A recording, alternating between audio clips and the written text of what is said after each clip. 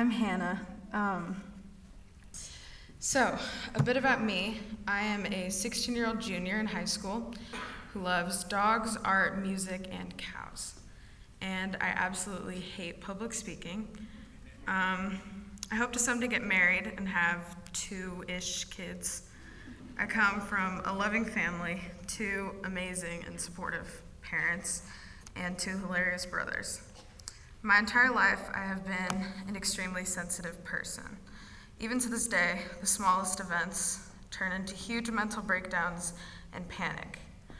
For as long as I can remember, I struggled with shame, fear, anxiety, and sadness. It was a slow spiral downwards, but as I got older, 6th grade approached, the kids got meaner, the schoolwork more stressful, and the image I saw in the mirror became more important. It's a painful thing for an insecure 11-year-old to walk into a cafeteria and feel small, meaningless, and alone because nobody wants to sit with you. I remember thinking I wouldn't want to sit with me either. I began to absolutely hate the person I was. I hated my face, my nose, my hands, my body, name it, and I hated it. I made a villain out of myself and felt trapped inside the body of someone I despised. I hated myself for simply being alive. Slowly and painfully, I fell down into a bottomless pit and spent every day of my life overwhelmed by my emotions, codependency, major depressive disorder, anxiety, and suicidal ideations. It became a cycle I pretty much accepted as my fate and gave up trying to fight it. I became enveloped in a cycle of wake up, go to school, convince people I was normal and okay, go to sleep, and repeat. I was like a ghost, walking around, talking and smiling, but my mind wasn't there. I wasn't there. Then on March 13th, 2016, I decided that I couldn't fight it anymore. I was so tired of the sadness and the panic and the shame that I tried to take my own life and spent a week in a psychiatric hospital. I was 13 years old. I had never been kissed. I had never been asked to prom. I had never been in love or traveled. I hadn't even graduated high school yet. I had so much life to live and I had a future, but I was willing to give it all up for freedom from the pain I was feeling so deeply. This is what mental illness is like. It takes every glimmer of hope, every second of joy for the future, and it chokes it out. It leaves you empty and alone in the dark. It's suffocating and real, and it is sometimes deadly. I was convinced that my death would mean more and be more than my life. But my attempt failed, and I'm alive. I have to believe that my heart beating means something. Each and every one of you in here is living, breathing. The blood pumping in your veins, your heartbeat, your pulse, it's physical proof that you are resilient and strong and as alive as ever. You are here on this earth at this time for a greater reason than you, and that is a beautiful, beautiful thing. This present darkness you feel, this hole that you're in, it's not the end, not even close. Your mind can tell you as many lies as it wants. People can say whatever they want, but it will never take away from your value and your worthiness. Shame is a powerful thing. It twists up everything you know. It screws with your self-image and your image of other people. It causes a deep inability to see your worth. After my suicide attempt, I felt immense shame. I saw my brother's tears, and I heard the absolute brokenness in my parents' voice. I hated myself for doing that to them. I hated that I caused this pain in their lives.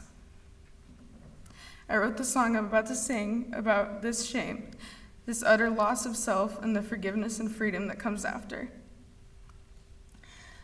Sorry. The story behind it is that before the hospital, I had my walls painted this dark gray color. I would paint things on the walls, and I hated it, and it became this dark symbol of all my mistakes, failures, and darkness laid out around me on my walls. That's what shame and self-hatred is like. It's this constant reminder, constant feeling of darkness and not being enough. When I came back from the hospital, I walked into that room, that reminder of pain, expecting and ready to accept the darkness.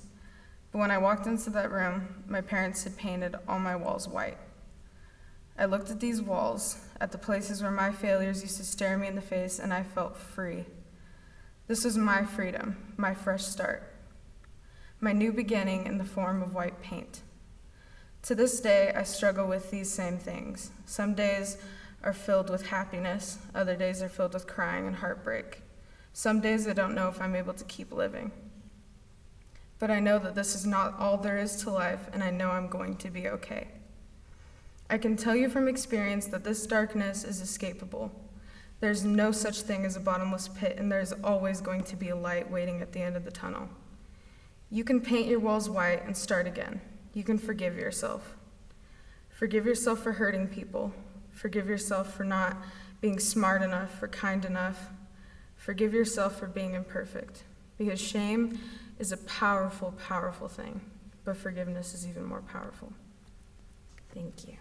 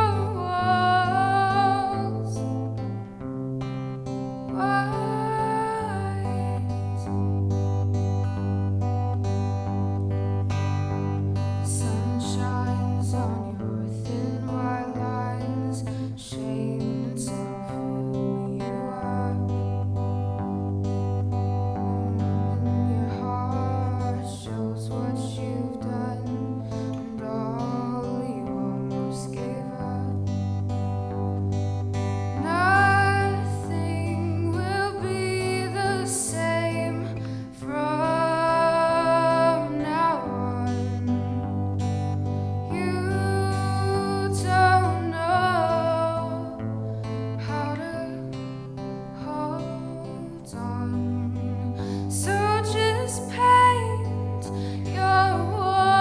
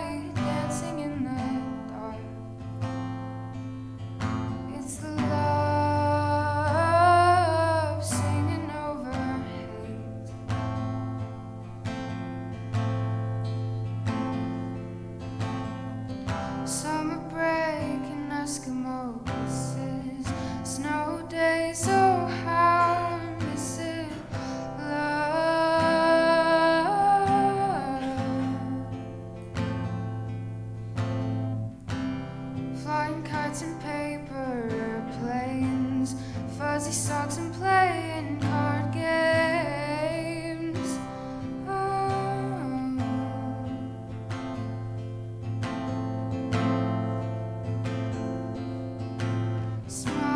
Smiles bigger than mountains. Tears of joy flow gently down the stream.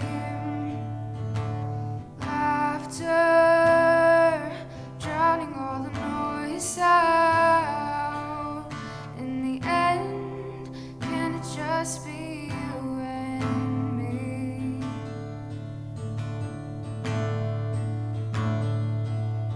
It's the seconds that feel like hours. It's the moments that could last forever. It's the joy painted on our faces. It's the